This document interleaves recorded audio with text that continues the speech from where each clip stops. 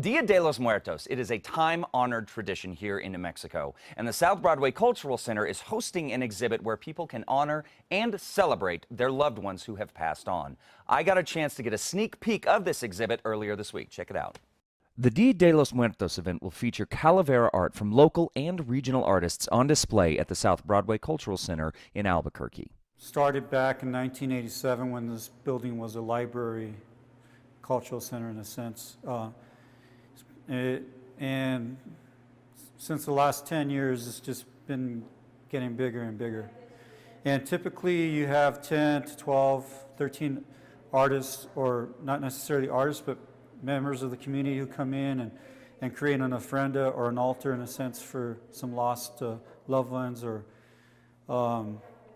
whoever they want to honor who's passed away. The annual event thrives on contributions from artists and members of the community. We have like Shirley Grego, Sylvia Ortiz. There's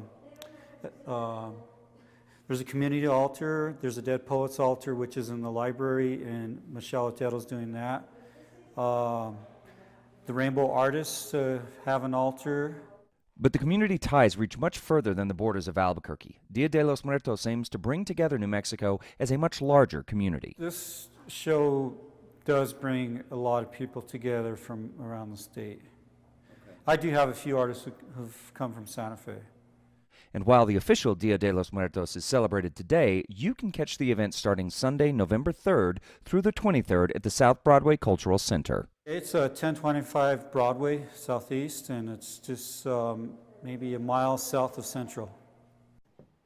All right, and the Dia de los Muertos exhibit is November 3rd through the 23rd from noon to 6:30 at the South Broadway Cultural Center. And folks, best part, admission is all free.